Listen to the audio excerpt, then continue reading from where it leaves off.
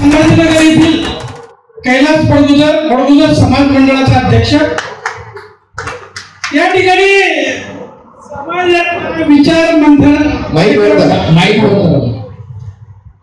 मंथनाचा जो कार्यक्रम आहे आयोजित केलेला आहे, मला असं सूचित करा असं वाटतं की माणसाने नेहमी पॉझिटिव्ह राहायला पाहिजे।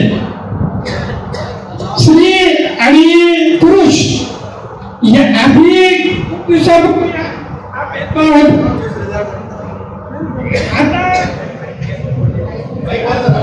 हॅलो भेदता होता ते निगेटिव्ह विचार होते आणि यापुढे जे ते माणसाने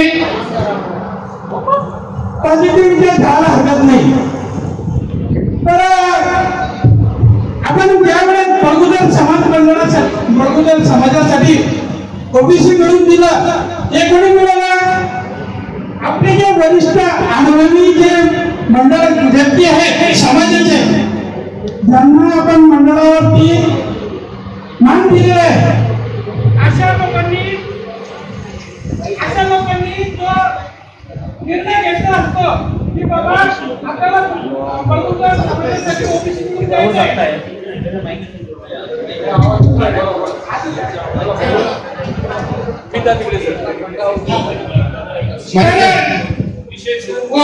एक मिनिट।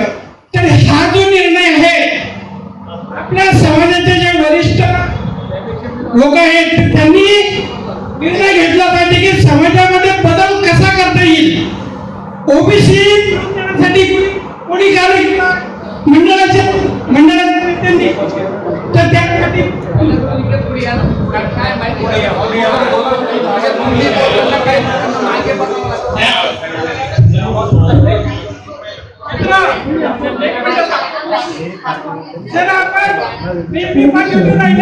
आता कसे दिवसेंदिवस बदल हा होत चाललेला आहे। मुलांचे शिक्षण घेतलेलं आहे, त्याच्यामुळे तुम्हाला विरोध करता येणार नाही। जसं मुलं शिकले तसं मुली पण शिकलेले आहे। आता तुम्हाला त्यांच्याबद्दल चुकीचं बोलता येणार नाही। ते जसे मुलं शिक्षण घेणार आहे तसं मुलीने शिक्षण घेऊन ते पण नोकरी करत आहे।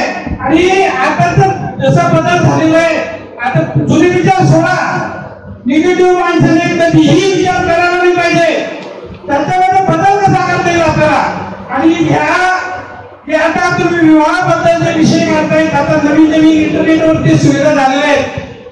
इंटरनेट फेसबुक मधून एकमेकांची जळण होते, त्याच्यामध्ये मी माझ्या प्रत्यक्ष 2 अशी उदाहरण बघितले की त्यातनं त्यांचे ते लग्न संबंध जमलेले आहेत। आणि हे लग्न संबंध जमल्यानंतर याच्यामध्ये आपला प्रगत समाज आहे, आपला समाज प्रगत असल्यामुळे आपण पॉझिटिव्ह विचार करायचा की हे घटना घडते। शिक्षणामध्ये त्यांच्यामध्ये दुर्व्यवस्था जी निर्माण होते, तो बदल कसा घडवता येईल, त्यांच्यामध्ये तो बदल कसा घडवता येईल यांचं पुढे विचार येत आहे। ह्या नोकरी करणारे जे पती पत्नी जे आहेत दोघं, यांना मार्गदर्शन कसं देता येईल आणि जे घटस्फोट होत आहे ते घटस्फोट होणं होऊन तरी समाजाने प्रगत झाला पाहिजे। एवढं करून मी सपोर्ट विषयावर बोला आणि शॉर्ट मध्ये बोला प्लीज। पटकन 2-3 मिनिटात आपण संपवा। आदरणीय समाज बांधव, प्रथम मी आयोजकांचे एक आभार मानतो की आतापर्यंत मी समाजामध्ये काही काम केलंय काही 5 वर्ष काळात, पण त्यांनी एवढा ज्वलंत जो प्रश्न आहे खऱ्या अर्थाने समाजाचा जर विकास करायचा तर या अशा प्रश्नांवरती चर्चा व्हायला पाहिजे। आता ह्या चर्चेमध्ये एकाची मत वेगळी असू शकतात।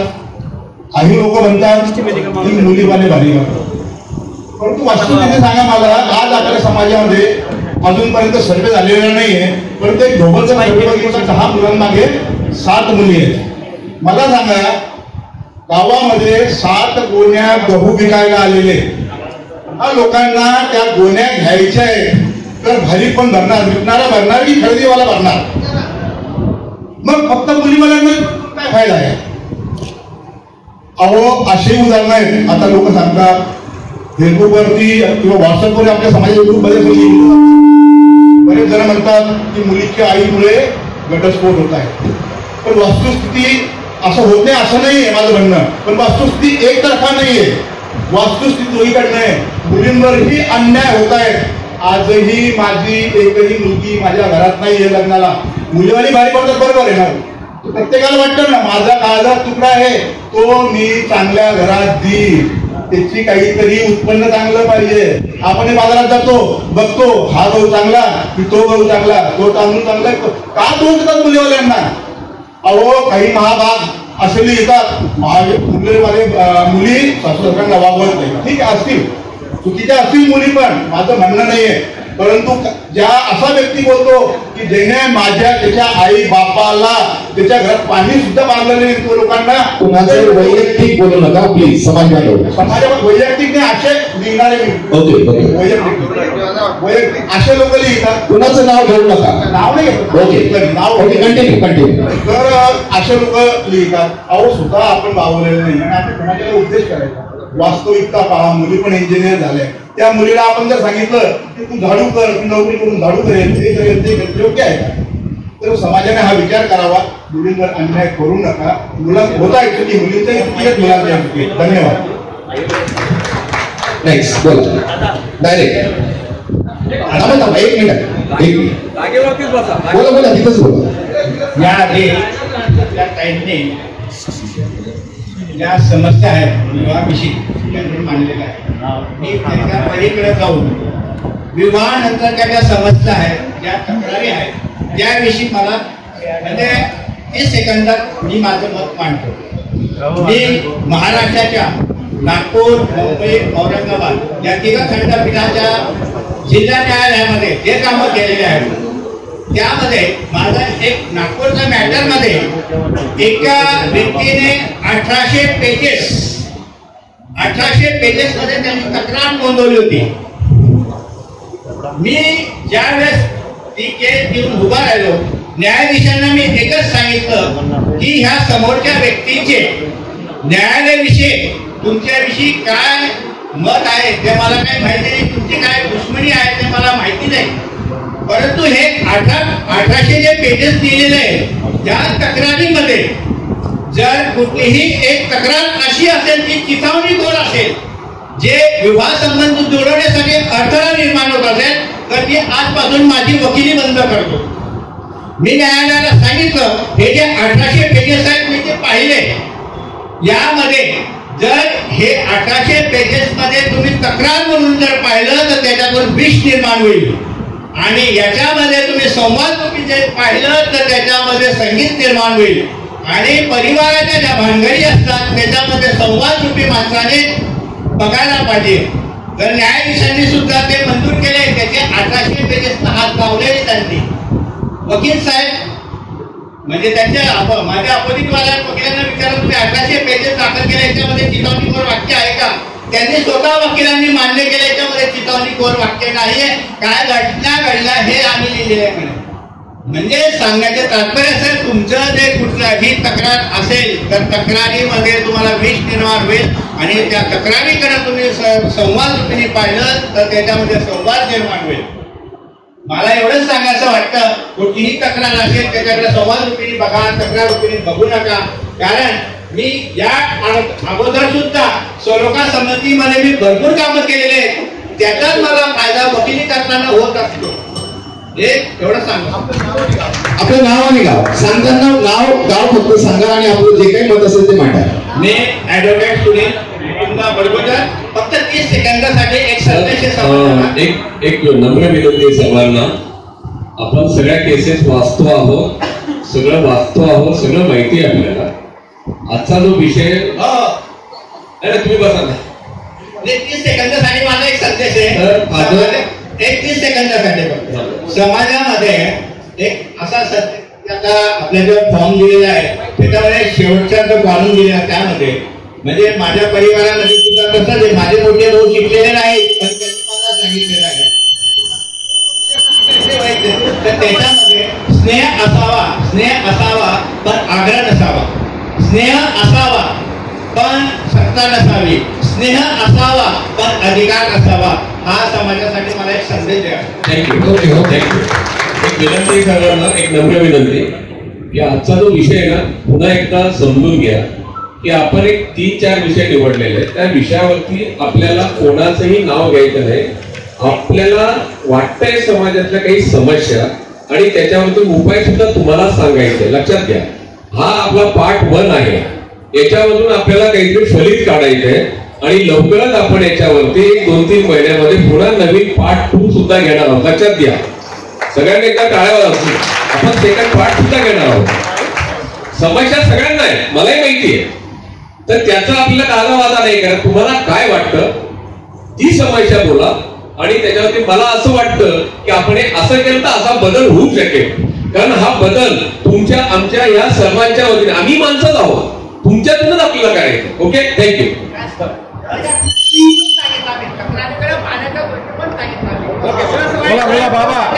Yes, thank you sir. आणि आज ज्या समस्या या विषयावर आपण सर्वांनी उपस्थित राहिलेले आहेत. शेतकऱ्यांच्या मुलांना मुली मिळत नाही, देण्यासाठी प्रवृत्त होत नाही. यासाठी समाज मंथन, आपलं स्वतःचं मंथन, काय विचार विनिमय. अहो, जगाचा पोशिंदा तो शेती करणार नाही, अन्न पिकवणार नाही तर माझं पोट कसं काय भरणार. मी मुंबईत नोकरी करतो, माझी मुलगी आहे ती इंजिनियर आहे, माझा अमुक आहे ढमुक आहे टमुक आहे. त्या पोशिंद्याला जर मुली मिळणार नाही, त्याच्या घरामध्ये लक्ष्मी जाणार नाही, याच्यासाठी तो वाडववर रात्री डोळ्यामध्ये तेल घालून तर रक्षण करतो, त्याला मुली मिळणार नाही. मग या समाज बांधवांनी विचार करावा. देशाचा पोशिंदा धान्य पिकवून सण देशाला पोट भरतो, त्याच्या घरामध्ये मुली देण्यासाठी का आपला समाज विचार करत नाही. दूध आहे, दुग्ध आहे, शेती आहे, वाडी आहे, 1 रुपयाचं कर्ज नाही गव्हर्नमेंटला कर्ज देणारा माझा शेतकरी पोशिंदा बळवून समाजाला, त्याला मुली देण्यासाठी का पुढे जात नाही. या मुलीवाले आई बाप आपले काहींनी त्यांच्याकडे जाणं बंद करून दिलं. मुली देणार नाही. मुलींचे वय काय होत आहे त्या माऊलींचे सांगता येत नाही. मित्रांनो, काय करणार आपण. विचार मंथन करायचं आहे ते या गोष्टीचं करायचं आहे की हा समाज आपला, मुलं सुशिक्षित होत आहे, न्यायाधीश होत आहेत, PI होत आहे, SP होत आहेत, सगळे काही होत आहे, DYSP होत आहेत. मुलं मुली ठीक आहे, त्यांच्या गेलाचा प्रश्न सुटेल, पण जो पोशिंदा आहे, शेतकरी आहे, मुलं राबताय शेतामध्ये, असंख्य तांत्रिक पद्धतीने शेती करून सण अत्यंत पोषक असं वातावरण मार्केटिंग कृषी उत्पन्न बाजार समितीला देत आहेत. त्यांच्याकडे मुली देण्यासाठी का झजत नाही आमचा वैद्य समाज. हे बंधन करणं गरजेचं आहे. त्यासाठी हा व्यासपीठ आहे. त्यासाठी चामुंडा माताला एकच विनंती करतो, सद्बुद्धी देव कन्या रत्न आहे त्यांच्या घरी त्यांना सद्बुद्धी. जय हिंद, जय महाराष्ट्र, जय हिंद. थँक्यू. मी भास्कर शंकरवर बोलत. मला असं हा प्रश्न सॉल्व्ह होणार नाही. कारण पूर्वीचा काय त्रास झाला, स्त्रियांना काय त्रास झालेला आहे. सगळ्यांनी पुरुष प्रधान संस्कृती आपली आहे. आज ही पुरुष प्रधान संस्कृती आपली आहे. मुली तर कमी आहे तर सर्वांना मुली मिळतील कशी. तुम्ही दारू पिता व्यसन आहे, तुमच्या मुलं हे खातात, पुण्या खातात, तुम्ही त्यांना काही शोषण करू शकले नाही तर तुम्हाला मुली देतील का काय. तुम्ही सुधरा, तुम्ही स्वतः सुधरा. तुम्ही कर्जबाजारी होऊ नका. तुम्ही वावते कोणकोणी साजरे करतात, ह्या गावातील पैसा खर्च करता, तुमचं घर नाही, तुमचा व्यवसाय नाही, तुम्ही व्यवसाय करा, तुम्ही धंदा केला, पैसा नंतर का तुम्हाला मुली मिळतील. तुम्ही काय मिळते तुमच्या पाहिजे तुम्हाला मुली मिळतील. काय मुली मिळतील तुम्हाला. तुम्ही तुमचे व्यसन काय, तुमचे विचार काय, तुम्ही पूजा अदा करता, सर्व काही तुम्ही वजा मारता. आहे कोणी पैसा शिकलेला आहे ते मुलगी तिला चांगला पाहिजे, तिला चांगला पाहिजे. त्याचा अधिकार आहे, तिचा अधिकार आहे की बाबा तिचा अधिकार आहे की स्वातंत्र्य निवडायचा, स्वातंत्र्य निवडायचा. तर आपण त्याला बंधन करू शकतो. त्याने त्याचा प्रश्न त्यांनी सोडवा. बरोबर. Thank you sir. धन्यवाद. Last 5 minutes. पुन्हा एकदा नंतर आपण येणारच आहोत. नमस्कार, मी मालती ज्ञानेश्वर पटोजर, राहणार उल्हासनगर. बाजू दोघीकडची मी 2च शब्दात मांडते. मुलावाले पण भारी करतात, मुलीवाले पण भारी करतात. मुलांनी ताईंनी सांगितलं, मी मुलांच्या सांगते. समोरचा व्यक्ती जर गरीब असेल तर मुलावाले म्हणतात कुठे जाणार, कुठे उठणार, कुठे बसणार, मग कसं होईल, या मुलावाल्यांच्या अपेक्षा असतात आणि मुलीवाल्यांच्या अपेक्षा पण ताईंनी सांगितलं. एवढंच माझं धन्यवाद. धन्यवाद. जास्त अजून कोण आहे? द्या द्या 3 minutes. हॅलो, नमस्कार. राजेंद्र प्रभू भोपाळ. खरं म्हणजे या समस्या सगळ्या समाजांमध्ये आहेत, आपल्या समाजामध्ये आहेत असं नाही. सगळ्यात महत्त्वाची गोष्ट अशी आहे की मुलीवाले का भारी भरतात? भारी भरलंच पाहिजे हो. आमच्या मुली शिकल्यात, आपल्या ग्रॅज्युएशन झालेलं आहे, पोस्ट ग्रॅज्युएशन झालंय, डिग्री झालेली आहे, आर्किटेक्ट झालेले आहेत. त्यांची चॉईस तर ते बघणारच नाव आणि ते बघायलाच पाहिजे. फक्त प्रॉब्लेम कुठे झालेला आहे मित्रांनो माहिती आहे? बडगुजर समाज एक चौकट, पाटील समाज एक चौकट, इतर कुलकर्णी समाज, असे वेगवेगळ्या समाजाचे एक चौकट आहे. पूर्वी चौकटीच्या बाहेर जाण्याचा कोणाला अधिकार नव्हता, कोणी डेअरिंग करत नव्हतं. ते मात्र आज राहिलेलं नाहीये. त्या चौकटीमध्ये जो समाज होता त्या समाजामध्ये आंधळ्यालाही मुलगी मिळायची हो, लंगड्याला पण मिळायची, शेतकऱ्याला पण मिळायची, सगळ्यांना मुलगी मिळायची. आता काय झालं? मुलीची चॉईस वाढलेली आहे, ही सगळी बाजू मुलीकडे आलेली आहे. आणि म्हणून मुलीचं शिक्षण, मुलीचं पॅकेज तर काही विचारू नका, त्याने इतका थैमान घातलंय. त्या पॅकेज सगळ्या गोष्टी आहेत मित्रांनो. ह्या सगळ्या गोष्टी बदलल्याच पाहिजेत, परंतु प्रत्येकाने कुठेतरी एक पाऊल मागे आलं पाहिजे हो. एक पाऊल मागे यायला तयारच नाही. म्हणजे ज्याचा मुलगा असतो तो एक पाऊल मागे येत नाही, ज्याची मुलगी असते तोही एक पाऊल मागे येत नाही. अहो, ऍडजस्टमेंट कुठेतरी महत्वाची गोष्ट आहे. आणि मग त्या चौकटीतला समाज त्या नियमाला धरून जायचा आणि ते सगळं शिक्षित झाल्यामुळे त्या लेवलने जर मुलगा मिळाला नाही तर तेच आपल्या आईवडील त्या मुलीला सांगतात तुझ्या पसंतीचा कोणी असेल तर बघून घे. आणि मग त्यामुळे चौकट आपण बदलतो आणि ती चौकट बदलल्यामुळे ह्या थोड्या समस्या नाही म्हणता येणार, बऱ्याच समस्या या झालेल्या आहेत. तर असं न होता प्रत्येकाने एक पाऊल मागे या आणि माझ्या शेतकऱ्यांचा विचार करावं. शेतकरी राजा आहे हो, त्याच्याकडे जाऊन तुम्ही तांत्रिक पद्धतीने तुमच्या शिक्षणाचा उपयोग करून शेती करा ना. डायरेक्ट एक्सपोर्ट माल. अहो, एक एक शेतकरी तुम्हाला काय सांगतो 50-50 लाख रुपये महिन्याला कमवतात आणि आनंदही मिळतोय.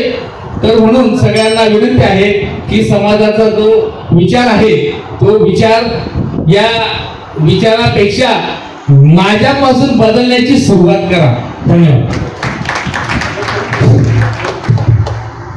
हॅलो, सन्माननीय व्यासपीठावर विराजमान असलेले आणि सर्व समाज समोर बसलेले मान्यवर, मी बडगुजर श्रीराम जनकीराम फ्रॉम यावर. सरांनी अतिशय सुंदर सांगितलं की मुलीवाले आणि मुलींचे आई वडील भारी भरत असतात. भारी भरायचं त्यांचं कामच आहे, कारण त्यांच्याजवळ क्वालिफिकेशन आहे, त्याच्यामुळे ते भारी भरतात. परंतु या ठिकाणी समजा पुण्याला गेलेला असेल, सुरुवातीला मुलगा गेल्यानंतर तो काही चालू फ्लॅट घेणार नाही. तुमची परिस्थिती आहे का तशी? तुम्ही 5-25 वर्षानंतर स्वतःचं घर बांधता. तो पुण्याला गेल्यानंतर 1-2 वर्षामध्ये कुठून फ्लॅट घेणार आहे? त्याची नैतिक पात्रता आहे का? त्याची आर्थिक परिस्थिती आहे का? तेवढी नाहीये. आपलं पत्रांचं घर आहे आणि तुम्ही त्याचा बंगला विचारता, तसं काय शक्य आहे?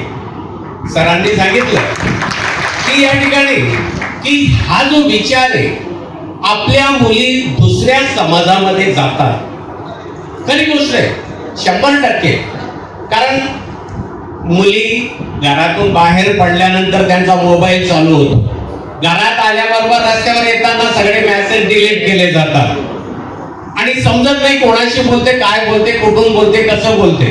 आणि हे सगळं बोलत असताना समजत नाही कोणाशी रिलेशन कसं आहे. आणि मग जेव्हा लग्न होतं तेव्हा समजतं की तिने संबंध प्रस्थापित केले किंवा तिचं लग्न झालं.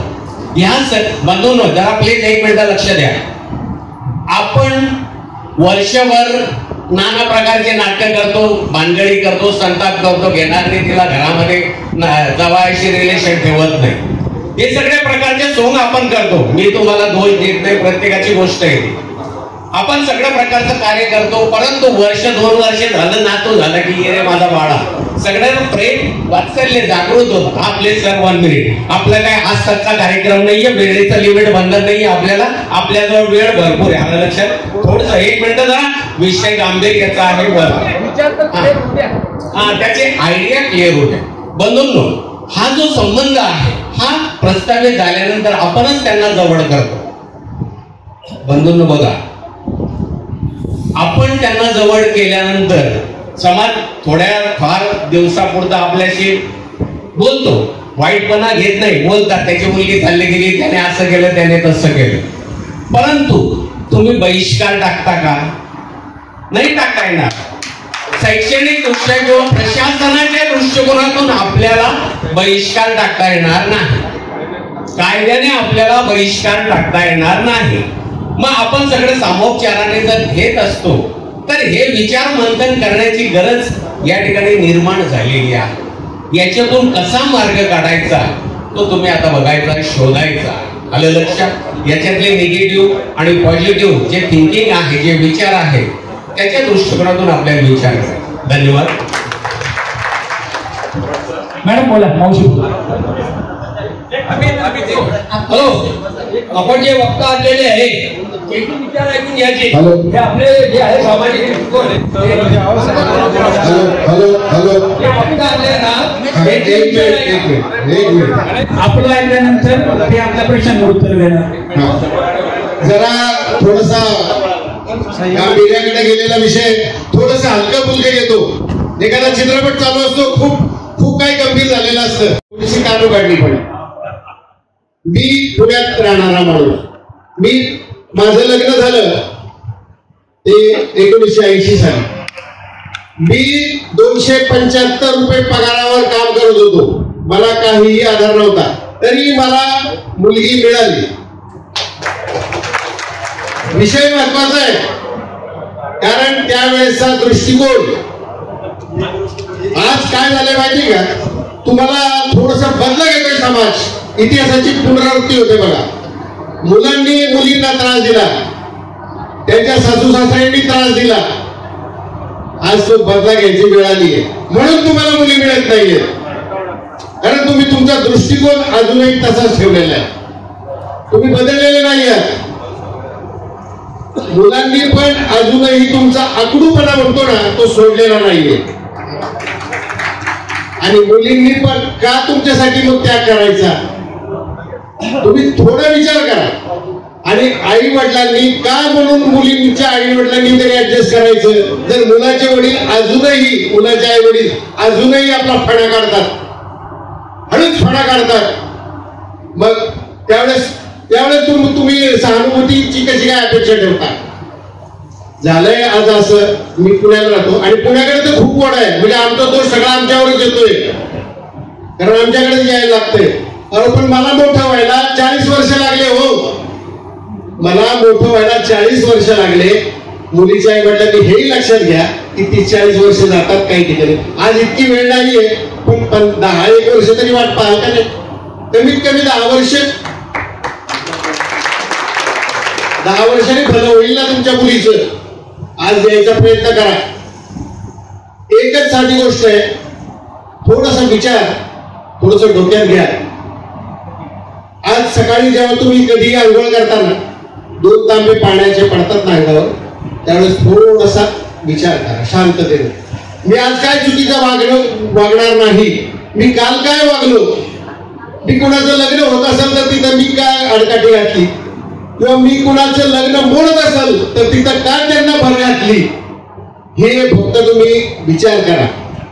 तुम्ही तुमची संस्कृती विसरताय आणि हेच समाजापुढे मोठं आव्हान आहे. आज हेच फार मोठं आव्हान आहे. हे तुम्ही स्वतः निर्माण केलेलं आहे. स्वतः, कारण प्रत्येक जण स्वतःचं आत्मपरीक्षण करत नाही म्हणून ही वेळ आलेली आहे, बाकी काही नाही. वक्तृत्व कसं असावं हे जरा थोडंसं लक्षात घ्या. एखादा धबधबा जसा खडकावर आपटतो, तुषार अंगावर पडतात, तसं वक्तृत्व असावं आणि रत्नगुण घडघडावेत आणि समाजाला चांगले चांगले विचार मिळावेत असं तुमचं लेखन असावं. जबाबदारीने बोलावं, जबाबदारीने वागावं, तर समाजाचं भलं असतं. अन्यथा ही अशी सांस्कृतिक विषवृत्ती फैलावत जाते आणि याच्यासाठीच मंथन म्हणजे घुसळण, विचारांची घुसळण या ठिकाणी केलेली आहे. सर्वांनी बोललेत, आपण अजूनही बोला, जे मनात असेल ते काढा आणि घुसळण होऊ द्या, विचार मंथन होऊ द्या, तर समाजाचं भलं होतं. धन्यवाद. थँक्यू. लास्ट याच्यानंतर पुन्हा आपला पब्लिक आहेच, तेव्हा आपण परत बोलूया. आपल्याला मान्यवर जे आले त्यांचं ऐकायचं. आपला जो कार्यक्रम आहे तो आपण पुढे चालू करणार आहोत. एक आपण त्यांचं मत घेऊया. रजनी पडगुजर, माझं मुलंही भरपूर शिकलेले आहेत, मुली पण शिकलेल्या आहेत. आपल्याला सगळं स्थळ बघण्याचा प्रत्येक पालकांचा मानस असतो, त्यात चुकीचं काही नाही. पण खेड्यामधून जे कमी शिकलेली मुलं असतात, त्यांचे शेतकऱ्यांची मुलं असतात, त्यांची लग्न होत नसतात. अशा वेळेस त्या मुलांना सोलापूर, कोल्हापूरकडून मुली आणाव्या लागतात. त्या मुली आणल्यानंतर त्या मुली फार काळ टिकत नाही, महिना 2 महिने राहतात, काहीतरी निमित्त करून माहेरी जातात आणि तिकडेच राहून जातात. पण त्या मुली करताना त्या मुलाच्या आई वडिलांची जी घडवेल होते, कारण ती मुलगी येत असताना ती खाली हाताने येत असते आणि मात्र अपेक्षा तिच्या आई वडिलांच्या इतक्या असतात की आम्ही मुलगी देतो पण आम्हाला 1 लाख रुपये जर तुम्ही देत असाल तर ती सोलापूर, कोल्हापूरची मुलगी कुणातरी जातीची ती आपल्या मुलांकडून 1 लाख रुपये, 2 लाख रुपये घेऊन जाते आणि महिन्यामध्येच ती तिच्या माहेरी पळून जाते. पुन्हा तिकडे दुसरं लग्न आणि जाताना मात्र जे काही तिच्या अंगात खांद्याला लागलेलं असतं ते सगळं घेऊन जाते. अशा वेळेस त्या खेड्यातल्या शेतकरी माणसाच्या मुलाची जी तारांबळ होते, त्याला जो मनस्ताप होतो, हे खरोखर खूप वाईट वाटतंय बघून. तर याच्यावरही काहीतरी प्रयत्न झाला पाहिजे. धन्यवाद. आताच आपण बरेचसे समाज बांधवांचं विचार आणि त्याच्यावर मंथन आपण जरूर केलंय किंवा करणार आहोत. या सगळ्यांमधून आपल्याला थोडस मला जाणवलं, 1 मिनिट घेतो, की समस्या भरपूर आहेत. वैवाहिक समस्या, विवाहानंतरच्या समस्या, लग्न करण्यापासून तर लग्न झाल्यानंतरही समस्या असतात. त्याच्यामध्ये प्रत्येक मी सांगतो की आई वडील, मुलीच्या आई वडिलांचा रोल याच्यामध्ये खूप महत्वाचा आहे. बघा, सुरुवातीचे लग्न टिकले आपण असं म्हणतो का? कारण त्यास मोबाईल नव्हते, त्यास मेसेज कम्युनिकेशन नव्हतं. आता काय झालं, दिवसातून 4 वेळा कम्युनिकेशन होतं. काय खाल्लं, काय झालं, तिने काम केलं का, तिने काम केलं का नाही केलं, मग तूच का करते, या सगळ्या गोष्टींमुळे मनामध्ये विष निर्माण होतं मुलीच्या आणि मग घरामध्ये वाद विवादला सुरुवात होते. आणि हेच असं कारण जे असं ते पुढे वैवाहिक समस्या निर्माण होतं. समस्या निर्माण होतातच हो, पण लग्न समजा नाही टिकलं त्यांचं तर 20 लाख नाही, 50 लाखचा आकडा ऐकलाय आज. 50 लाख मागतात, बोलतात नाही राहायचंय मुलीला, फक्त 2 महिने राहिले आणि नंतर आली, नाही राहायचंय. किती मागतात? 50 लाख. कुठून देणार 50 लाख? ही समस्या आहे, याच्यावर विचार करायला पाहिजे. आणि लग्नाच्या आधी आपण, मला वाटतंय काय कुठेतरी ऐकलंय, कुठल्या तरी समाजामध्ये असं आहे की लग्नाच्या आधी दोघांना, नवरदेव आणि नवरीवाल्यांना बसवतात. बाई, ही मुलगी जर या ठिकाणी पूर्ण आयुष्य टिकली, लिहून घ्यायचं स्टॅम्प पेपरवर, सगळी इस्टेट तुझीच. नाही टिकली तर 1 रुपया देणार नाही, तसं लिहून द्यायचं, मी काही घेणार नाही, काही देणार नाही. आणि असं जर समाजाने पुढे पुढाकार घेतला दोघांचं मिळून, मान्यवरांच्या उपस्थितीमध्ये, बाई राहिलं तर तिचंच आहे ना, इस्टेट कोणाचं राहतो आहे ना, सगळं तिचंच आहे. पण जर नाही राहिली तर काहीच मिळणार नाही, काहीच मिळणार नाही. तुमचा खर्च जो असेल तो गेला, स्वाहा. या असा जर आपण विचार केला तर पुढे निश्चितच या समस्यांना आळा बसेल असं मला वाटतं. आणि चला पुढच्या कार्यक्रमाला आपण पुढे नेऊया. आपल्या या कार्यक्रमासाठी